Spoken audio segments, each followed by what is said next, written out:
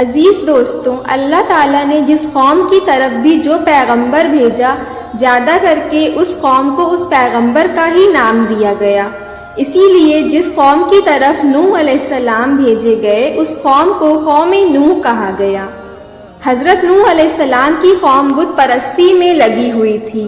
نوح علیہ السلام نے تقریباً 900 یا 950 برس ان کے بیچ تبلیغ کی، اللہ کے دین کی طرف بلایا، لیکن ان کی قوم نہ مانی، یہاں تک کہ ان کی بیوی اور لڑکا سب بت پرستی میں لگے رہے۔ آخر میں تھک ہار کے انہوں نے رب کی بارگاہ میں یہ التجا کی، اے میرے رب، میں نے اپنے قوم میں دن رات تبلیغ کی، انہیں حق کی دعوت دی، لیکن ان لوگوں نے مجھے جھٹلا دیا اور کچھ لوگوں کے علاوہ باقیوں نے ایمان نہیں لایا، یہاں تک کہ وہ اپنے کفار اور ہر درمی میں حد سے زیادہ بڑھ گئے۔ اب یہ ایمان نہیں لانے والے، اب ان کا فیصلہ تو ہی کر۔ اللہ تعالیٰ نے نوح علیہ السلام کو ایک بڑی سی لکڑی کی ناؤ اپنی نگہبانی میں تیار کرنے کا حکم دیا۔ اللہ تعالیٰ کسی قوم پر ایسے ہی عذاب نازل نہیں کرتا، پہلے وہ اس قوم کی اصلاح کے لیے نبیوں اور رسولوں کو بھیجتا ہے، تاکہ وہ رسول یا پیغمبر اپنی قوم کو ڈرائے اور خوشخبری بھی دے، اور اس پر بھی وہ قوم نہ مانے اور ایمان نہ لائے اور اپنے گناہوں سے توبہ نہ کرے تو پھر عذاب نازل کرتا ہے، تاکہ کوئی حجت باقی نہ رہے۔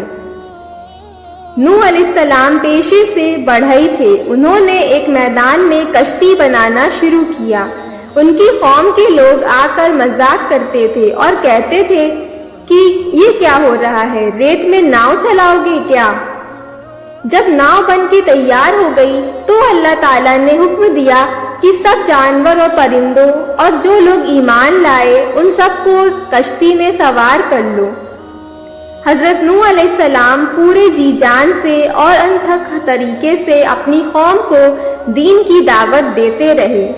جب قوم کے کچھ ہی لوگوں نے ایمان لایا اور باقی ہر درم ضدی اور نوح علیہ السلام کو تکلیف دینے والے اور ان کا مذاق اڑانے والے رہ گئے تو نوح علیہ السلام نے دعا کی، اے میرے رب، ان لوگوں نے مجھے جھٹلا دیا ہے، اب تو ہی میری مدد فرما۔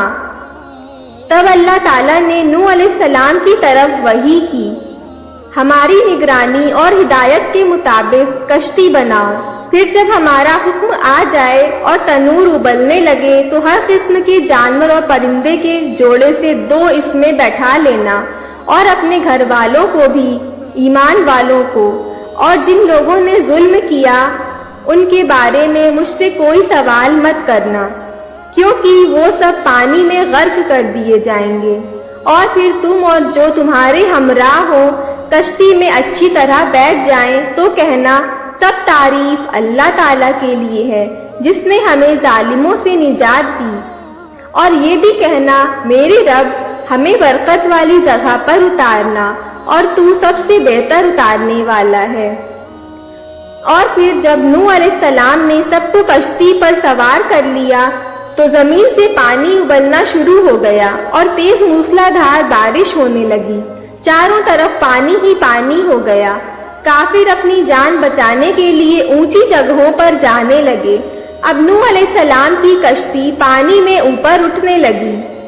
نوح علیہ السلام نے دیکھا کہ ان کا کافر بیٹا پہاڑی پر جا رہا ہے، تو نوح علیہ السلام نے اسے آواز دی، بیٹا جلدی سے ناؤ میں سوار ہو جا۔ اس نے جواب دیا، میں پہاڑی پر جا رہا ہوں، وہاں میں بچ جاؤں گا۔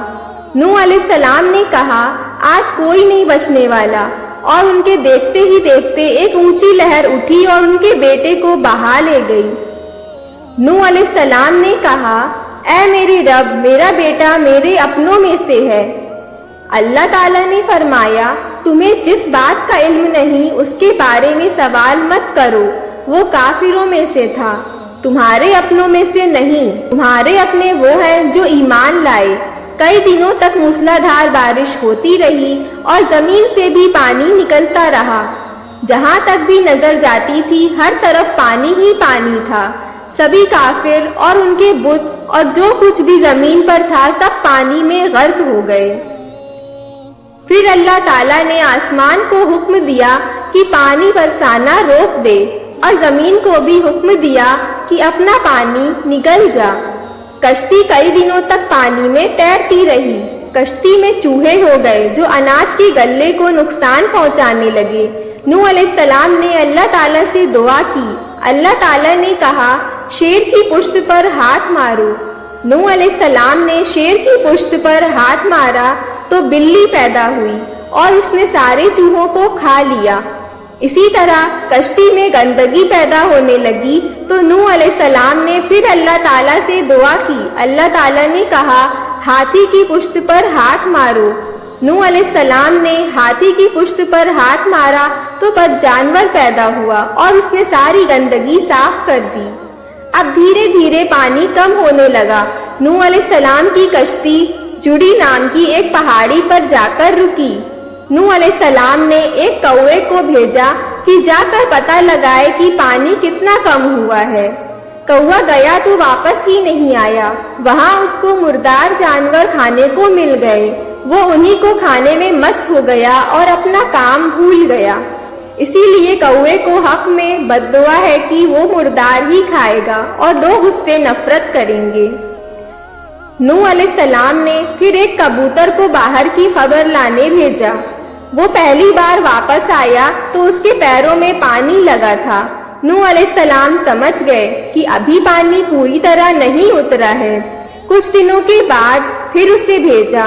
جب وہ واپس آیا تو اس کے پیروں میں کیچڑ لگا تھا۔ نوح علیہ السلام سمجھ گئے کہ ابھی زمین خشک نہیں ہوئی۔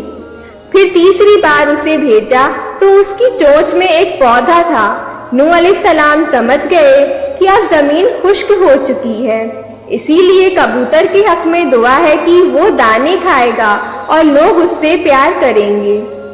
اس طرح نوح علیہ السلام اور ان کے ساتھی زمین پر پھر آباد ہوئے اور انہی سے انسانی نسل آگے بڑھی۔